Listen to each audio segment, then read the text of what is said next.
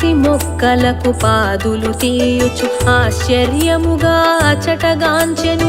పాలుగారు చిన్నారి పాపను, అచట దొరికిన చిన్నారి పాపను దైవ ప్రసాదముగా భావించి కోదయ్యను నామముతో గారావముగా పెంచసాగెను.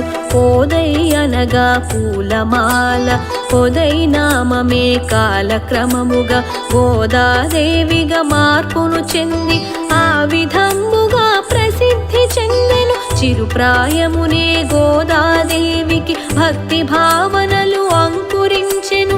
కృష్ణలీలలను ఎల్లప్పుడూ ఆడుతూ పాడుతూ గడుపుచుండెను.